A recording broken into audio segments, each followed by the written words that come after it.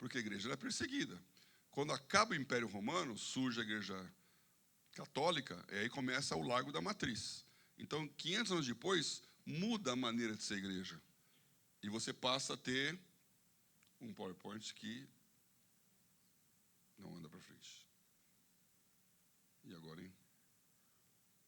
Nem para trás. Alguém me ajuda aí lá atrás?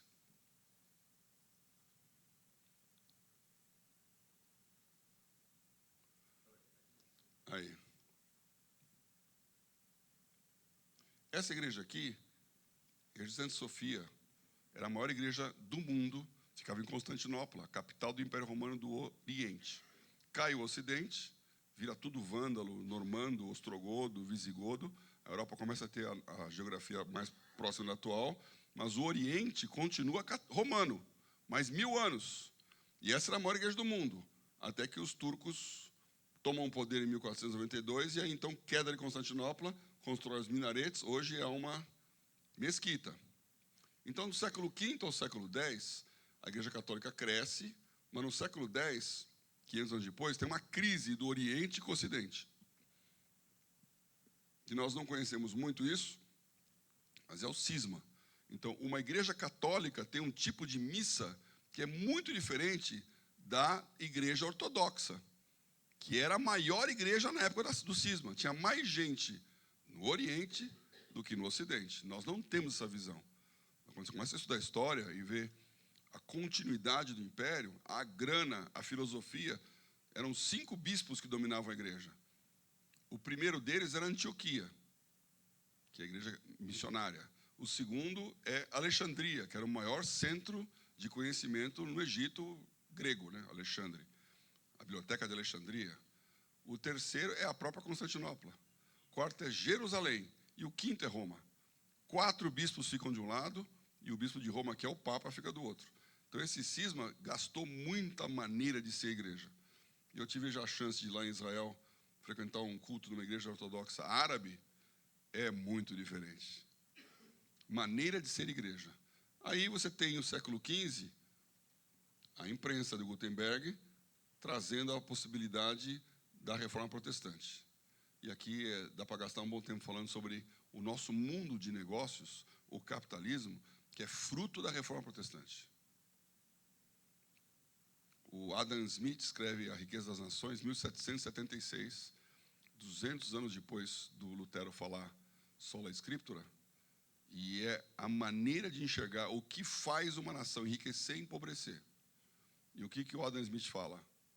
Terra, trabalho, é land, labor, capital, que é dinheiro, e empreendedorismo. Então, quem tem terra tem riqueza. A terra era a agricultura. Depois passou a ser o comércio. Então, na década de 50, o McDonald's, o Ray Kroc, que não é o fundador, mas era o cara que fez o McDonald's funcionar, falava: o meu negócio não é hambúrguer, meu negócio é imobiliário. Porque ele entendia o que ele estava fazendo é ganhar valor do ponto comercial. De um Estados Unidos estar crescendo na cidade. Então, o ponto na rua era o que valia. Então, o land virou comércio. E hoje está perdendo totalmente o valor. Porque o land hoje é o endereço do e-commerce. Então, a riqueza está na terra. A riqueza está no trabalho. E o trabalho era a mais-valia, de você dar o seu tempo pelo seu salário. Aí depois vem a Revolução Industrial, eu boto aqui, vou colocar para frente aqui. Vou fazer um parênteses aqui, né? Culto em 1516. Você tem lá um padre falando em latim. Nem ele sabe o que ele está falando. Ninguém entende o que ele está falando. Você tem uma igreja, uma congregação de analfabetos, que não sabem nem ler em alemão. E não têm acesso à Bíblia. A Bíblia é um livro que é uma relíquia, custa caríssimo, está em latim, manuscrito. Só algumas igrejas tinham uma Bíblia para mostrar. Ó, temos uma Bíblia aqui. Primeira vez que o Lutero pegou numa Bíblia foi no seminário. E você tem hoje um celular com a Bíblia na sua mão em qualquer língua que você quiser. Então, não haveria sola scriptura se não houvesse imprensa.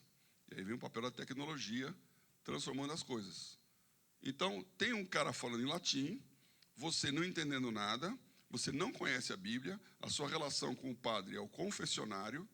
Imagina o poder de toda a informação do padre, que sabe os podres e os pecados de todo mundo, e ainda tem o poder de falar que você vai para o inferno.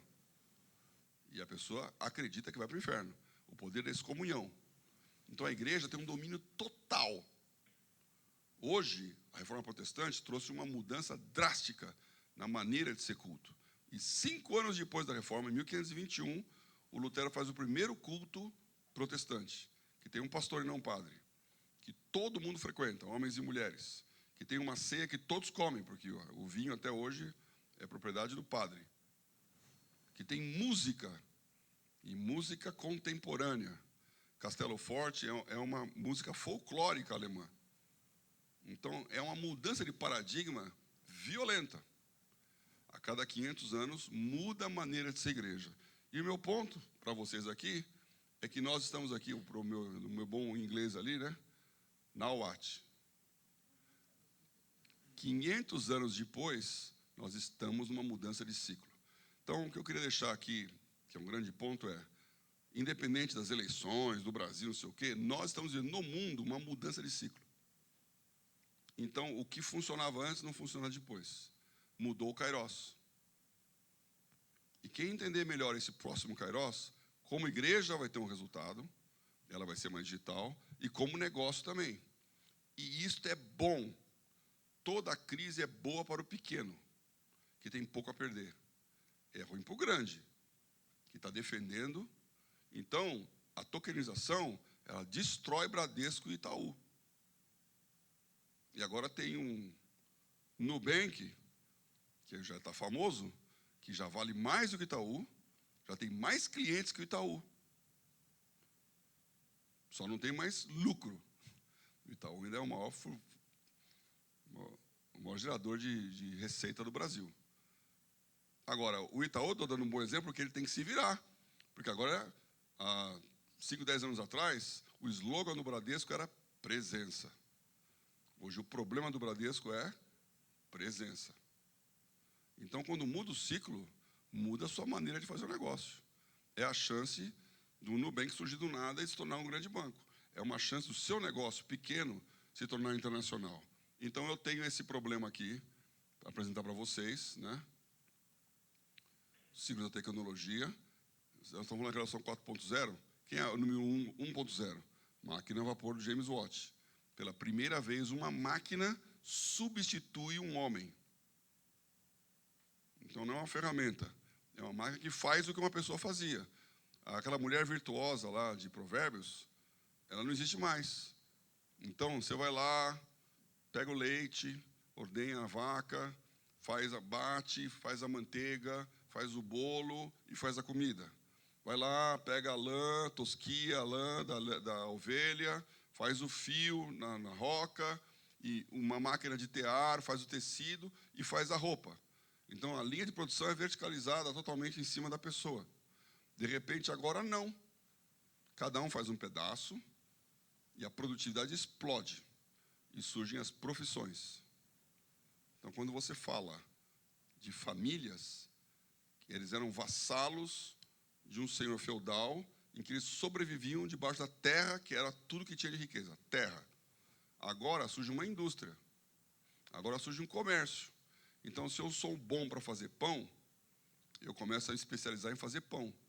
E o meu filho vai ser o sucessor daquilo. E as pessoas vão me chamar de quê? João o padeiro. E qual o nome da minha família? Baker. E se eu vendo peixe, qual é o nome da minha família? Fisher. Eu sou o Joe Fisher. Se eu sou bom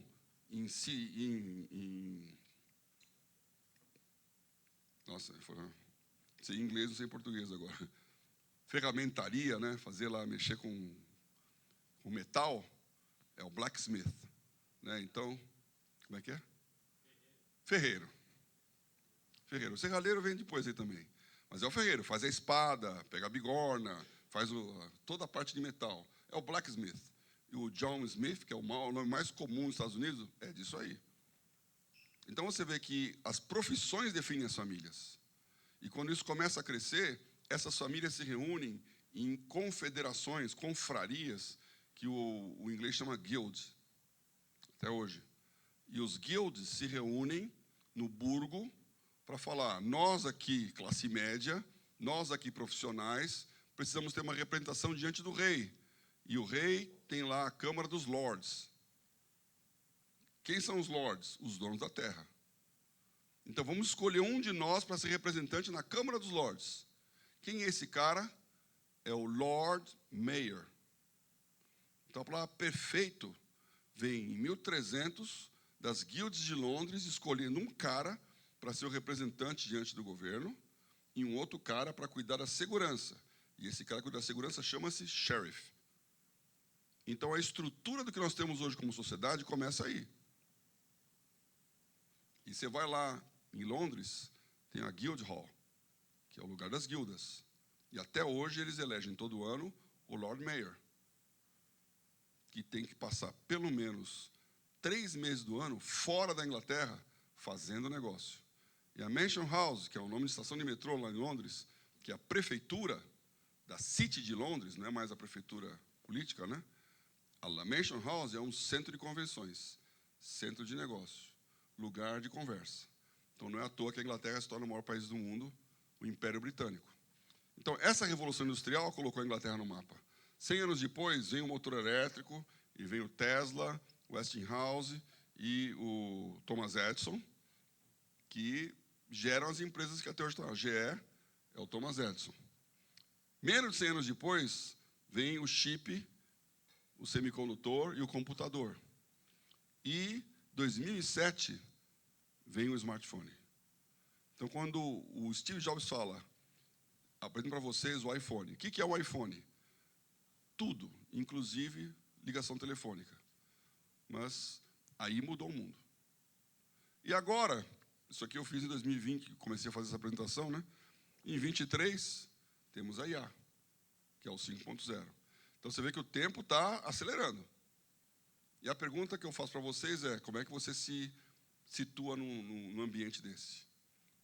Como que você faz para poder ser bem-sucedido nesse mundo aqui? Então, para acabar, isso aqui, as minhas conclusões, né? Futuro é híbrido, mudanças são perenes, quem não entender vai desaparecer. Há uma nova geopolítica no mundo, que agora eu quero entrar nisso aqui. Tem um outro, os slides das figuras que eu coloquei aqui, não do PowerPoint. E abrir para conversar com vocês como é que vocês entendem o papel da educação, que é fundamental para isso, e de você como empresa no Brasil. Que é bom saber tudo que eu falei, mas segunda-feira como é que eu faço? Né? Então, eu botei aqui alguns gráficos do nosso momento geopolítico. Como é que eu faço? Eu vou para frente aqui também?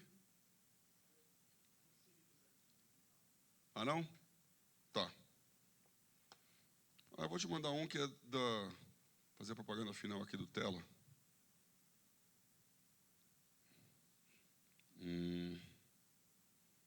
Rodrigo.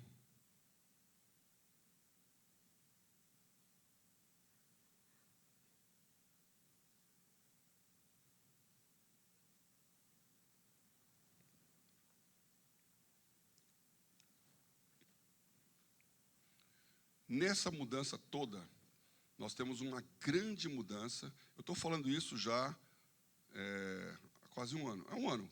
O Liberation Day foi em abril, né? Então, quando o Trump entra, ele coloca executive orders em janeiro, já dando sinal. Eu já sofri a primeira consequência. Sem entrar nessa história que é muito mercado financeiro, mas todos os bancos estavam tentando entender o desafio da criptomoeda. Então, o BIS, que é o Banco Central dos Bancos Centrais, criou um programa chamado CBDC, Central Bank Digital Currency. E nós, como Brasil, estamos nesse programa. Sistema de pagamentos digital, que o Brasil é campeão, é o Pix. Vocês já viram que está causando uma confusão no mundo inteiro, porque o Pix realmente ele acaba com o Visa Mastercard. Moeda digital, que no caso aqui era o Drex, não sei se já ouviram falar esse nome, que deu errado, por outras razões tecnológicas aí. E ativos financeiros digitais, são os tokens. Tudo isso está debaixo do CBDC, que o BIS está empurrando o mundo com isso. O Trump entra e fala, eu não, estou fora do CBDC, o dólar está fora dessa história, tem razões para ele falar isso, não é tonto não. Quero. Pode pôr. E ele causa uma comoção no mundo. Deu um problema no meu timing.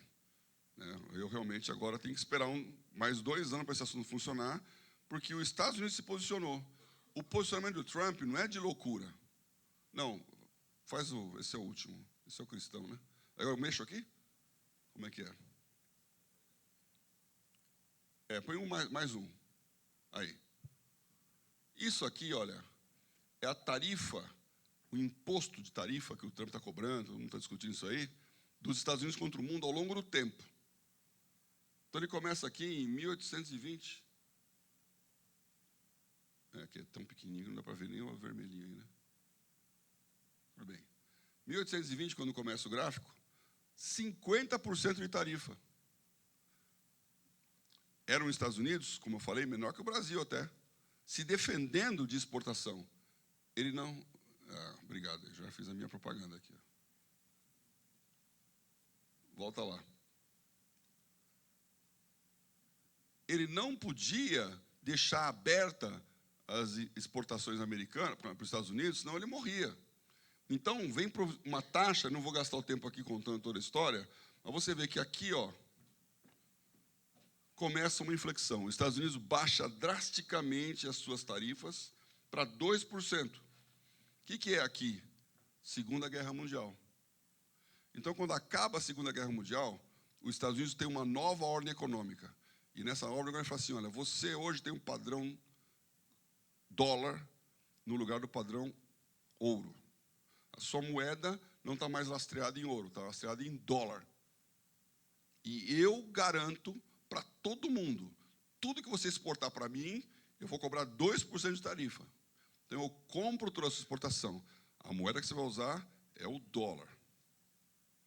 Então, ele cria um padrão americano em que ele começa a aumentar o déficit da balança comercial, mas tudo que ele compra, ele está consumindo também, e começa a criar um déficit fiscal, que é a máquina do governo.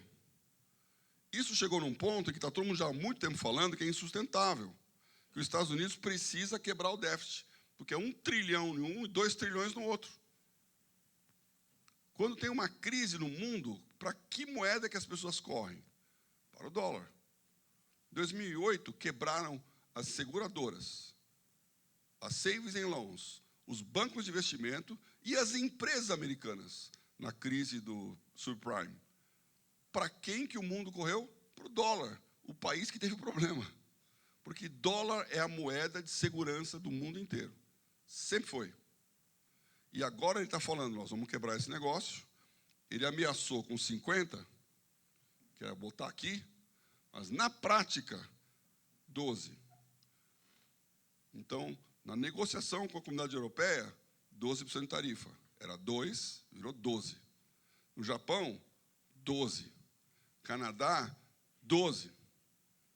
E o Brasil, o Lula falando que a moeda, não sei se lembra disso, 1 ano atrás, agosto, teve a reunião dos BRICS aqui, o Lula falou, para que dólar? Vamos criar nossa moeda. Aí o Trump veio com uns 50.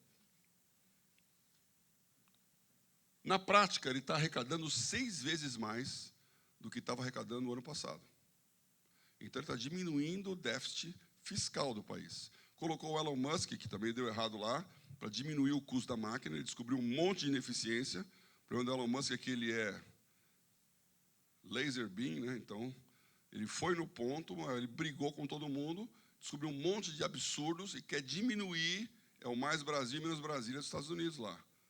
Diminuir o custo da máquina, que tem uma reação imensa da máquina toda. Mas foi nessa direção. E ele está falando, invista nos Estados Unidos. Um mês atrás, o James Dillon, que é o presidente do JP Morgan, fez uma conferência lá da Fundação Ronald Reagan, e o pessoal falando, a moeda americana, os Estados Unidos, ele falou, tudo bem, tudo bem. Se tivesse um país no mundo para você colocar o dinheiro, só pode colocar em um país. Onde você põe? Um monte de gringo lá. Estados Unidos, Estados Unidos, Estados Unidos. O Trump arrecadou 15 trilhões de dólares em um ano de administração. Investimento nos Estados Unidos. Em 4 anos de Biden, 1 trilhão de dólares. Então, a quantidade de dinheiro que tem para os Estados Unidos é imensa. Aí vem o próximo gráfico. É o mesmo gráfico que vocês estão vendo, né? Só mais detalhes ali dos momentos, que é de 1900 para cá, mas é a mesma coisa. Agora, isso aqui é o mercado financeiro. Então, essas curvas rosas e azul aí, é o FTSE, que é o índice da Bolsa de Londres, o S&P 500 e a Bolsa de Frankfurt.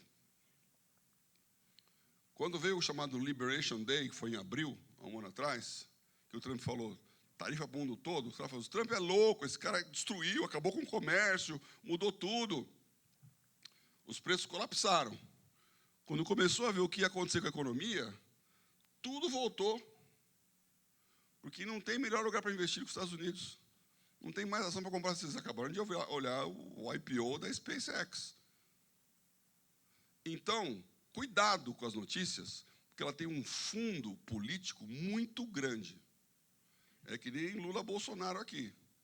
E não tem bonzinho nessa história, nem dos dois lados. O Trump não é o...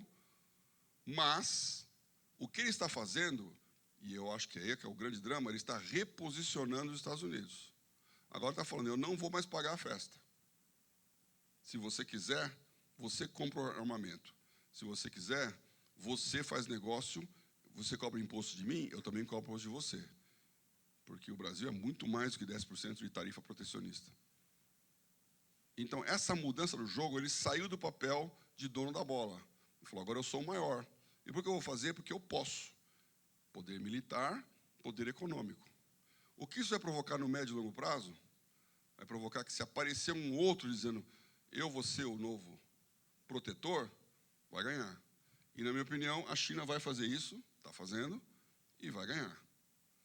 Então, pela primeira vez na história, nós vamos ter um país 2 vezes a maior economia do mundo, que é a China. Ela já foi a maior economia do mundo e voltará a ser. Tem um monte de problema com a China, não dá para contar aqui. Mas o que nós temos que lembrar aqui é o seguinte, essa geopolítica está mudando. Então, o mundo ocidental e o mundo asiático estão em conflito. Já tem mais dinheiro na Ásia do que na Américas e Europa. Já tem mais força econômica, já tem mais força de pesquisa, já tem mais desenvolvimento de tecnologia, já tem mais trabalho no Oriente do que no Ocidente. Agora, nós, como Brasil, nós podemos ser a ponte. E essa é a minha tese aqui. Nós não temos que estar alinhado, porque eu não sou Europa nem Estados Unidos. Eu sou BRICS. Eu estou no meio entre Estados Unidos e Europa. Como estar no meio e continuar no meio? Eu sou o maior parceiro comercial do Brasil é a China. Só que a China exporta 75% do PIB. O Brasil exporta 17% do PIB. Nós somos uma economia a voltar para dentro. Nós temos muito espaço para crescer. Então, um grande assunto aqui é tornar o seu negócio internacional. Ah, mas o meu negócio é cabeleireiro. Você pode tornar o seu negócio internacional. Basta ver os barbeiros aí que já estão invadindo o mundo com as barbearias especiais. Serviços, você tem o e-commerce. Um dos que ajudam a Rede Tela é o cofundador do Mercado Livre. Ninguém sabe, mas o Stélio Tolda, cristão, é o sócio do Galperin, que foi o argentino que começou. Eles eram colegas de quarto em Stanford, criou o Mercado Livre. Então, dá para fazer. Dá para ser. Agora, tem que mudar a sua mentalidade, tem que mudar o seu chip. Pense global. Não dependa do mercado local. E entenda qual é o propósito do seu negócio. Então, a última coisa mesmo aqui, prometo. Volta lá, isso aqui é educação, eu que podia falar muito desse assunto, que eu adoro, nós temos escola, uma igreja, uma escola. Isso aqui é cosmovisão bíblica. Então, você tem a cosmovisão bíblica teísta, que acredita que Deus é o Deus da política, da economia, da educação, da religião e da área social, que é o Peirce. Isso é um teste feito no high school americano. Então, os alunos de escolas de educação por princípios, ele tem uma cosmovisão cristã. Essa cosmovisão moderada cristã é Deus, ok, de educação, religião, política, economia não é de Deus não, esse negócio é do diabo. Então, eu não ponho Deus na soberania de tudo. Essa é uma visão que as escolas cristãs americanas tinham e estão perdendo. E aqui é homeschooling, que tem uma cosmovisão pior do que a da educação por princípios. E, por último, então, as escolas tradicionais cristãs. E essa aqui é a escola pública, que começou com uma visão humanista, não, uma visão cristã, vai para o humanismo e está beirando o socialismo, onde o Estado é o que comanda a economia. Então, se eu perguntar para você, um dos testes que pergunta aqui, você acredita que é dever do Estado garantir a educação dos seus cidadãos? A maioria vai dizer sim. E esta é uma afirmação socialista, porque não é dever do Estado, é dever da família. E quando você fala que ele tem que garantir, você está dando para o Estado o poder de impor o currículo. E é você que escolhe o que o seu filho quer estudar. Então, tem um pai canadense que foi preso porque a escola disse para a filha dele que tinha problemas, que o problema dela é que ela era um homem num corpo de mulher. E o Estado canadense paga a transformação de sexo da criança, adolescente. E o pai se recusou a chamar a filha do nome masculino. Queria manter o nome dela. E foi para a cadeia por causa disso. Então, o negócio é sério. Isso é educação. Mas, fazer a propaganda aqui, bota aquele lá do tela, né? A última coisa, eu queria abrir para as suas perguntas aqui à vontade, né? Nós temos uma rede tela, que eu falei, cansei de ficar investindo no governo, agora, bottom-up. Então, empreendedores cristãos brasileiros se congregando. O que quer dizer tela? Quer dizer tecnologia, empreendedorismo, liderança e ação missionária. Ou seja, a tecnologia é um instrumento da riqueza. É o leapfrog. Se você puder fazer alguma coisa com tecnologia, é aí que você sai do pobre para o rico. Então, a China fez o leapfrog porque ela investiu em tecnologia. Os Estados Unidos, em 1860, era pior que o Brasil. Em 1910, ele era maior do que a Inglaterra. São 50 anos de revolução industrial, que é todo o Nordeste americano investir em ferrovia, siderurgia, tecnologia. Então, você tem um plantador de milho que vendia o milho in natura. Agora ele fala, mas e se eu pegar o milho e processar, fizer uma indústria? E ele cria, então, o cornflakes. Ganha valor agregado e fica, eu sempre faço essa piada, milionário. Qual que é o nome dele? Kellogg's. O que o Kellogg's faz com o dinheiro que ele recebeu? Fundação Kellogg's. Passa o próximo aí, que tem um QR Code lá. O André Mendonça foi o nosso palestrante, vão ter vários agora que vêm aqui nesse próximo evento, né? O Mac Peer, ele é o responsável no lugar do Tim Keller, lá na Redeemer, em Nova York. Andei muito em Nova York, a gente tem um bom contato aqui. Tem o Movement Day, mudou Manhattan como lugar de igreja. E ele vai ser um dos preletores também aqui, né? Passa aí. Aí tem mais aqui os brasileiros, aqui também. Depois só com vocês. E tem aqui isso. Se você quiser fazer inscrição aí. Então, o que faz o Kellogg's? Ele cria uma fundação. Qual é o papel da Fundação Kellogg's? Divulgar os princípios da democracia. Lembrando que democracia era anti-monarquia. Então, assim, não é um rei que é o dono de tudo, não. É we, the people. Então, nós comandamos o país. Isso é democracia. Divulgar os princípios da liberdade econômica, que é capitalismo. E divulgar os princípios cristãos, que é missões. Centenas, para não dizer milhares de americanos enriquecem e pegam o dinheiro deles e fazem as fundações. Então, Rockefeller é professor de escola dominical. Ele morre professor de escola dominical, o homem mais rico do mundo. Fundação Rockefeller. Democracia, liberdade econômica, missões. Um que os americanos não conhecem, mas que qualquer um de vocês conhece. John Mackenzie. Quem foi Mackenzie? O cara não sabe.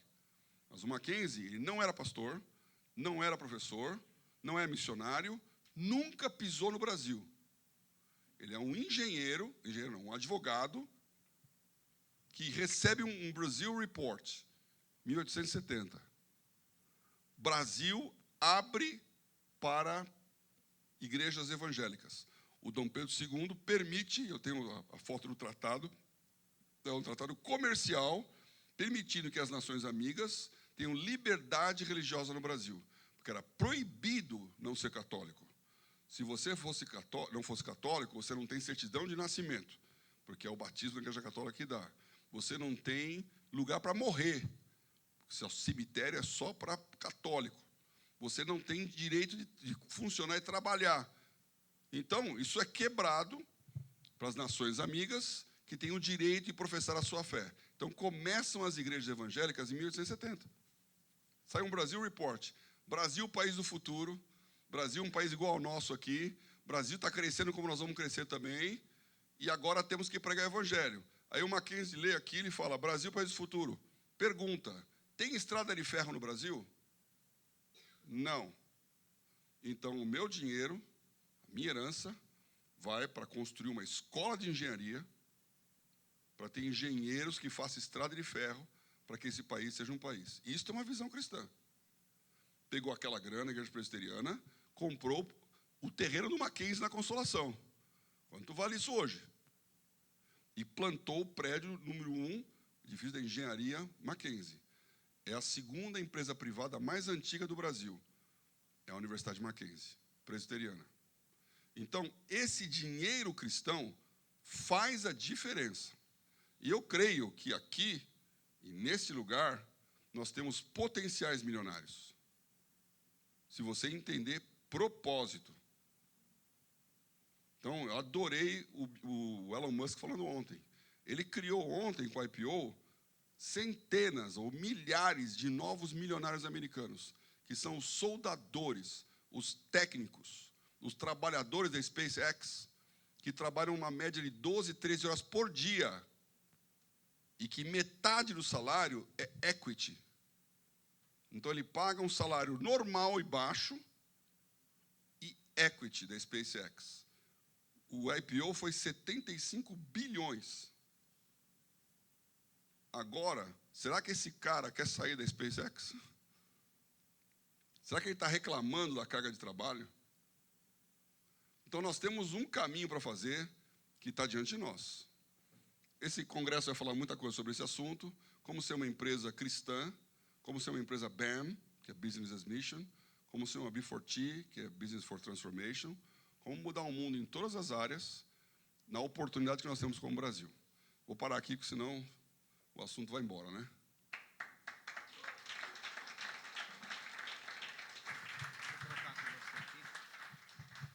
Perguntas agora, né, Paulo? À vontade. Quem tem perguntas? Aqui. Paulo, é muita questão, né, para se analisar em tão pouco tempo. Mas uma pergunta que eu não sei se você vai conseguir, o senhor, né? Conseguir me orientar, mas o senhor falou muito do dólar, né? Do dólar que é a moeda que todo mundo acaba, no final das contas, correndo para o dólar. O senhor consegue nos dizer, existe alguma moeda hoje que vai superar o dólar? Algum país como a China, seja, que você fala assim, ó, fica de olho nesse mercado, nessa moeda, porque ela vai se tornar tão forte ou maior que o dólar para investimento. Um concorrente do dólar. Não será o nosso real, com certeza, pelo um bom e longo tempo. Realmente não. E nem o renminbi. Olha, eu estou nesse assunto, né? É o assunto que eu trabalho aqui. Então, é até um motivo de oração, porque eu estou pensando por isso, porque eu fui chamado em janeiro, na China, Rússia, Indonésia e Brasil, para fazer uma plataforma de negócios de câmbio internacional. Porque o câmbio internacional hoje é feito no SWIFT, que é um sistema muito antigo e, obviamente, longe do blockchain. A Rússia, por conta da guerra com a Ucrânia, ela foi banida do SWIFT. Isso era uma punição burra, porque agora eles resolveram se fazer, eles com a China, uma transação entre eles baseada em blockchain. Então, é uma plataforma nova, negócio que é mais difícil de contar aqui, mas é muito, muito mais eficiente. Então, o dólar, como uma moeda de transação, ele não vai ter muito tempo, não. Como é que você faz uma importação e exportação? Então, o importador, ele está comprando um produto lá da China. Ele tem que pagar em dólar. Então, eu tenho real, eu transformo no câmbio em dólar, faço a remessa para o dólar, o chinês recebe o dólar e transforma em renminbi, que é a moeda chinesa. Então, o dólar é a moeda de transação. Mas o dólar também é o valor de referência. Então, quanto custa o bushel da soja? É em dólar. Quanto custa o café? É em dólar. O avião da Embraer? É em dólar. Então, a referência do mundo é dólar. Uma moeda, ela tem 3 características. A primeira delas, ela é reserva de valor. Por isso que a moeda era de ouro e de prata. Então, ela valia o que ela pesava. E foi isso que foi mudando ao longo do tempo. No século XVIII, o Banco da Inglaterra, o Bank of England, falou, olha, muito complicado ficar com moedas de bullions de silver e gold aí misturados. Então, eu vou guardar aqui o meu ouro no cofre e vou emitir uma nota, que é um bill, dizendo, pague-se ao portador desta quantia de, assinado, Banco da Inglaterra, rei.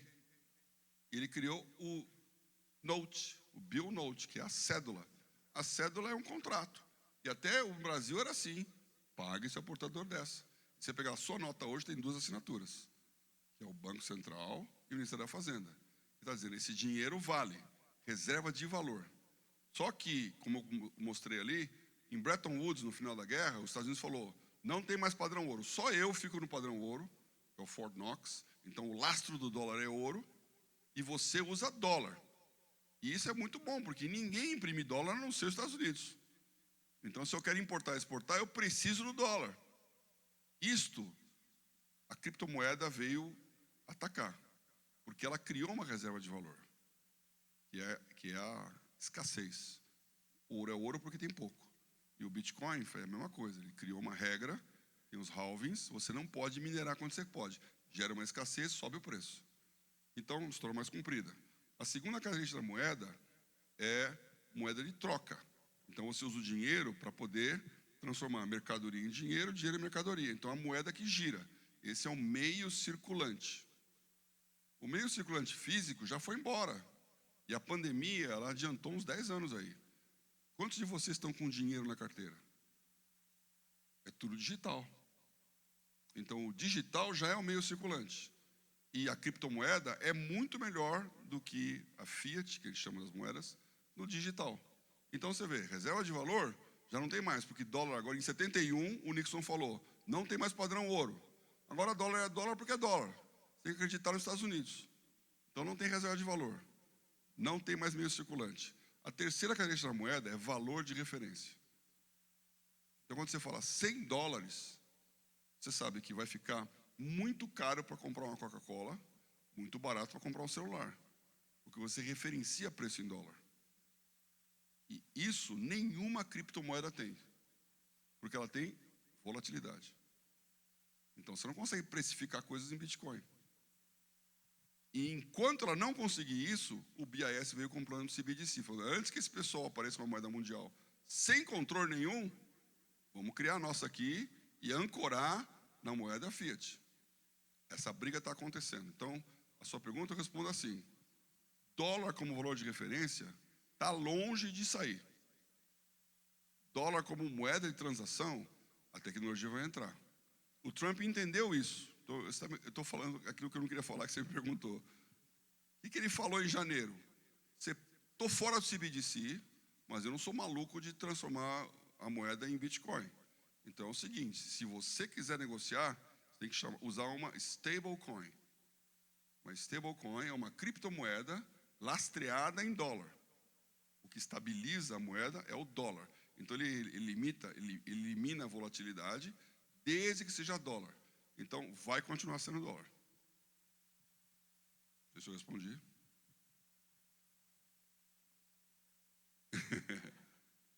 Vamos fazer plataformas BRICS, vamos criar moedas internas, vamos fazer... Isso tudo é possível. Mas, primeiro, o Trump não vai gostar. Então, quem começar a querer subir o tom, vai tomar uma sanção econômica em cima, e se continuar a brincadeira, vai encostar um navio ali.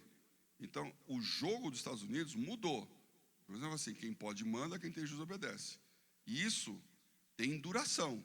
Só que a duração é 50 anos, entendeu? Não sei se vocês viram o Xi Jinping quando o Trump foi para lá. Ele foi mostrar os palácios imperiais lá, os jardins. Ele falou, essa árvore aqui tem 300 anos. Essa árvore aqui tem 250. Quantos anos tem os Estados Unidos mesmo? Ele está falando o seguinte, nós somos milenares. A nossa história tem 5.000 anos. Vocês nasceram ontem. Então tem uma briga da China com os Estados Unidos que é muito mais complexa. Há um tempo atrás ele falou, perguntaram, o que você acha dos Estados Unidos, o dólar e tal? Ele falou, eu acho que precisamos ainda de um pouco mais de tempo para avaliar o impacto da Revolução Francesa. É de uma ironia, assim. Então, a China vai chegar, Mais alguma aí?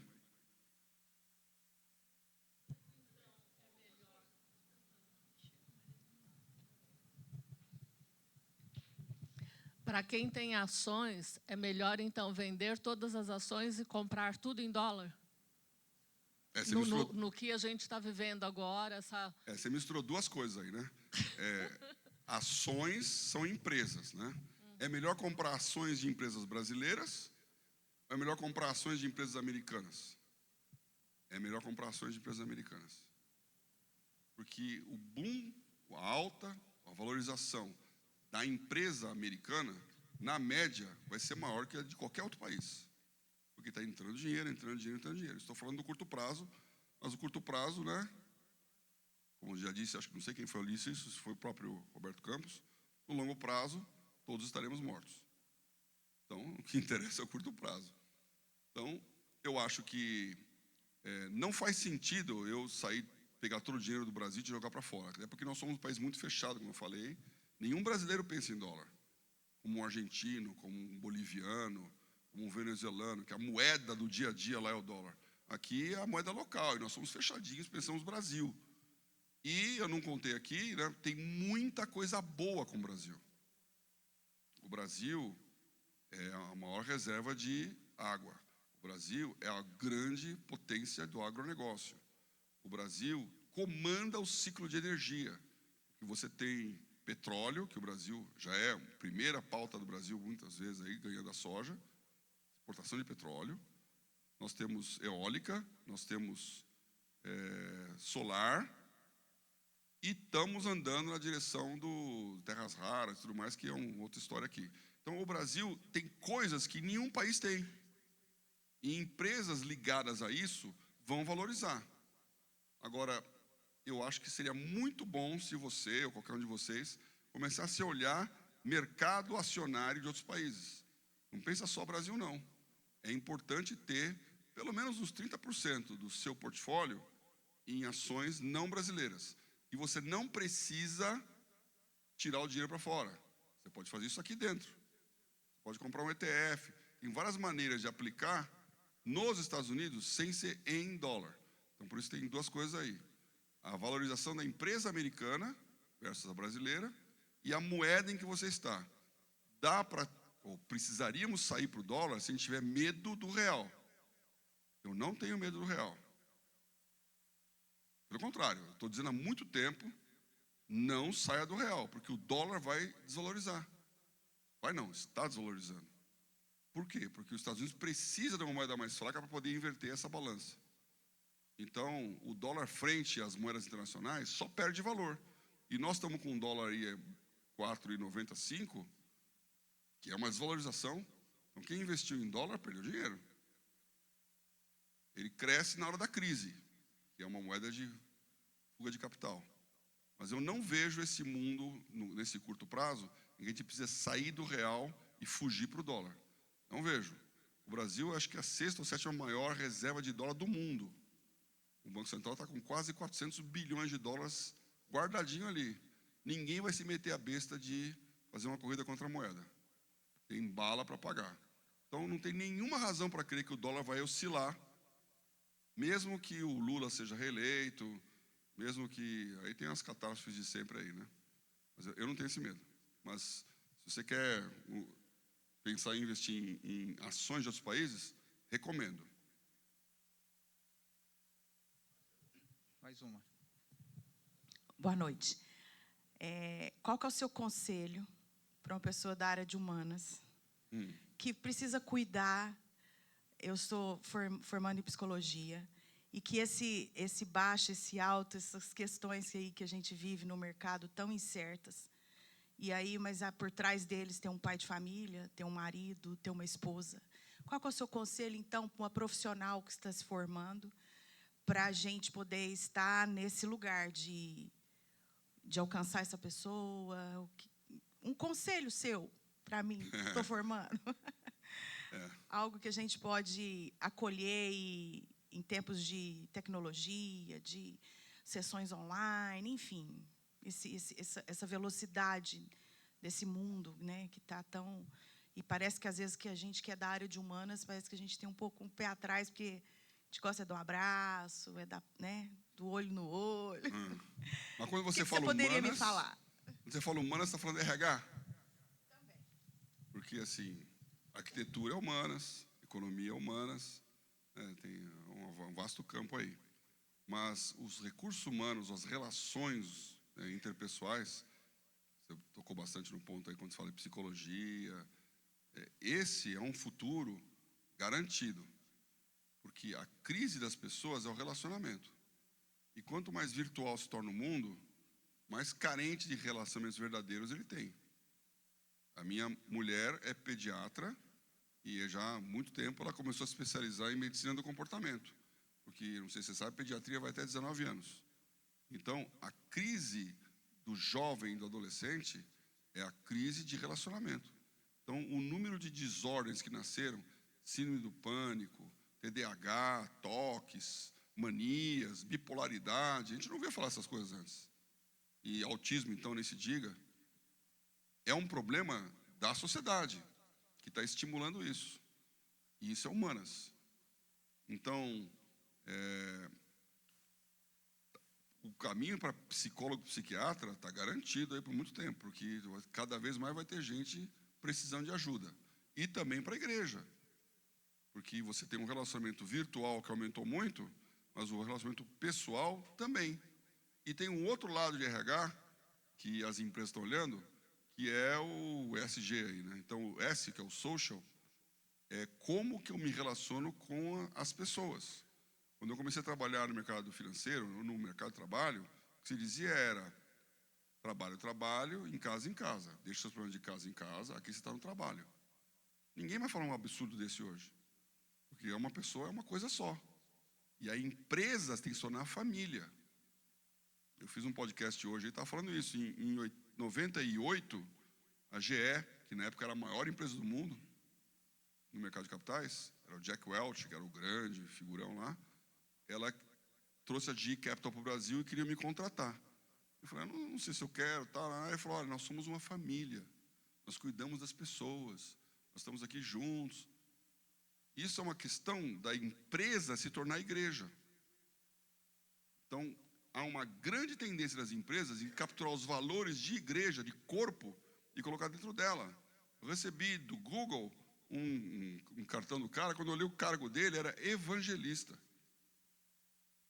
Ele põe o vendedor como evangelista. Eu estou pregando as minhas boas novas aqui. Então, ele está pegando conceitos e valores de igreja e trazendo para o mundo dos negócios. Isso é humanos. E aí, o que me causa estranheza é a igreja fazer o contrário. Nós estamos transformando a igreja numa empresa. Então, tem alguma coisa de muito errado aqui. Então, eu acho que o lado humano está garantido. A igreja tem que pensar. A maior... Aliás, eu estava com o Paulo Júnior, em Atlanta. Isso faz muito tempo, que eu estava no banco ainda, se não me engano. Então, sei lá, beirando os anos 2000. Nós tivemos uma conferência em Atlanta. Fomos lá falar. Eu lembro que eu fiquei na casa de uma mulher que eu não conhecia. mas que ela me hospedou a gente lá, e cada um ficou numa casa. Eu viajei muito, muito, mais do que eu gostaria até, pelo mundo todo, com banco, com governo, com brain, com representação. Então tem um cara com uma plaquinha te esperando no aeroporto, você entra numa limusine, você vai no hotel 5 estrelas, tem um jantar, tem todo aquele cerimonial, vai para os shows, recepções, é bem tratado pra caramba. Você termina a noite sozinho num quarto de hotel. O cara não convida para a casa dele. É uma relação impessoal, muito bem feita. Eu estou na casa daquela mulher que nunca me viu, ela fala, pastor, você vai dormir na minha cama. Eu vou dormir com meu marido no outro quarto. Eu falei, não precisa fazer um negócio desse, não. Eu não preciso de cama de casal, eu estou sozinho. Não. O senhor vai dormir na minha cama. Aí de manhã, eu vou indo embora, está aqui a chave da casa, está aqui a chave do quarto, do carro. Nos vemos à noite na igreja. A geladeira está aí, a casa é sua. Ela foi embora, eu fiquei sozinho naquela casa. Eu fiquei olhando aquilo e falei, que entidade na Terra tem o poder de RH de fazer com que pessoas se relacionem desse jeito? Eu estou numa casa da mulher que eu nunca vi, ela abriu a casa dela para mim. Ela confia em mim. A igreja é a maior indústria de RH do mundo. O que você precisar, tem alguém em algum lugar que está fazendo. E está sendo. Então, nem falei aqui, mas vou aproveitar deixa da sua pergunta, nós estamos montando uma viagem para a China, em maio do ano que vem. Qual que é a missão? Eu fui lá em janeiro por causa disso. O Brasil é o maior parceiro comercial, a China é o maior parceiro comercial do Brasil. 75% dos chineses exportam. Quantos cristãos chineses tem? 8% da população chinesa é cristã. E está crescendo vertiginosamente. A igreja que mais cresce no mundo é a igreja chinesa. E 8% de 1.400.000 é o número de cristãos que tem aqui no Brasil.